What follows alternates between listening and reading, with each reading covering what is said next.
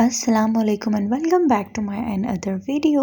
आज सुबह सुबह मैंने मम्मा से कहा, मैंने कहा मम्मा जी मैंने आपके बाल डाई करने हैं, क्योंकि जब से हम पैदा हुए ना तब से मैंने मम्मा के सर पे डाई ही देखा है। सैलून है अपना, तो ये हर सीजन के साथ साथ अपना डाई चेंज करती है। मैंने कहा बस अब कोई स्टिकिंग नहीं होगी, अब सिर्फ ब्लैक डाई होगा। कहते हैं देख ले रीशा मुझे जुबा ना बनाई, क्योंकि काफी अर्से से मैंने ब्लैक नहीं किया हुआ है। बाय द वे इनके अपने बाल भी ब्लैक ही है, जेट ब्लैक है इनके। और आप ये कलर देखें, इन्होंने इतने डाई किए हुए हैं मैं आपको बता नहीं सकती कि अब जो मैंने इनका कलर किया है ना, हमारी फैमिली में मुझे नहीं लगता कोई इनको पहचानने वाला है। मुझे तो बहुत प्यारी लग रही है, पर सारों को बहुत अजीब लग रही है। खैर हमने सुबह सुबह उठ के पहले नाश्ता किया, फिर मैंने मम्मा का डाई किया क्योंकि आज हम लोगों ने जाना था। और इन्होंने ऊपर से मुझे टीच इतना किया, ऐसे करो वैसे करो, जल्दी करो, लेयर्स में काम करते हैं, फटाफट लगाते हैं, एकदम कलर आ जाता है, कॉम करते रहते हैं। ये मुझे सिखा रही थी। मैं कहा मम्मा जैसे भी जो भी होएगा ना, आज तो आपके काले बाल करके ही मैं पीछे हटूंगी, क्योंकि आज आया था ऊँट पहाड़ के नीचे।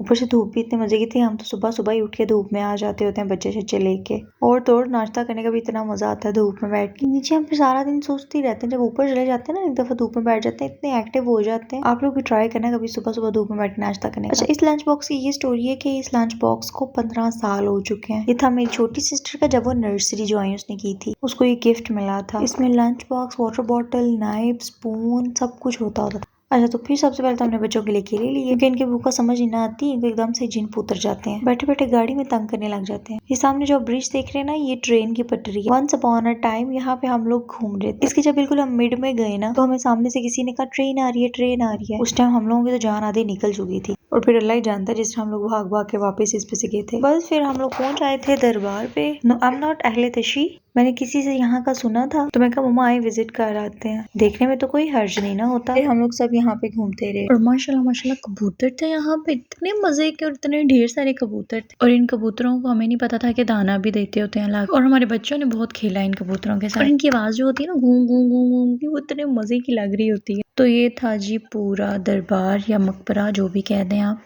बहुत बड़ी जगह पे ये फैला हुआ है, और ये यहाँ से पीछे से पहाड़ी के ऊपर भी जाता है। वहाँ पे कोई चश्मा वगैरह है, वो मैं आपको दिखा नहीं सकूंगी क्योंकि मैं उधर तक जा नहीं सकती। ग्रिल से अंदर जब एंटर होते हैं ना, तो आप लोगों को जूते शूते उतार के अंदर जाना होता है। लेकिन यार सफाई भी तो रखनी चाहिए ना बंदे को, अगर जूते उतार के कोई अंदर आ रहा है। सफाई का तो बिल्कुल भी यहाँ पे ख्याल नहीं किया इन्होंने। इस जगह को देख लग रहा था शायद कोई मंतो शंतो वाला सीन है इधर, लेकिन बनाया बहुत खूबसूरत हुआ था। खूबसूरती की दाद देनी पड़ेगी। एंट्रेंस पे कारपेट डाले हुए थे, अंदर फ्लोर पे टाइल्स लगी हुई थी, और जो शीशे का काम हुआ था अंदर सारा, ये देखिए बाहर से भी कितना प्यारा है, और अभी तो अंदर से देखिएगा। मैं तो उसको देखते देखते ऊपर घूम गई। देखने में जितना खूबसूरत लग रहा है ना, रियलिटी में ये इससे भी ज्यादा खूबसूरत है। कैमरे में वैसा नहीं आ रहा जिस तरह का ये रियल में है। कोशिश मैंने पूरी की थी वैसा कैप्चर करने की, बट नहीं। यहाँ पे इन्होंने सारा इसका शजरा नसब लिखा हुआ था। कोई गलती बताई हुई तो माफ करना, क्योंकि मुझे नहीं पता इसके बारे में बिल्कुल भी। I am just a visitor here. अच्छा, यहाँ पे आके लोग दुआएं शुआएं मांगते हैं और चंदा चंदा डालते हैं, नमक वगैरह इन्होंने रखा होता है, वो चखना होता है। और ये अंकल यहाँ पे कुछ पढ़ रहे थे, मुझे समझ तो नहीं आई, पर आवाज बहुत अच्छी थी इनकी।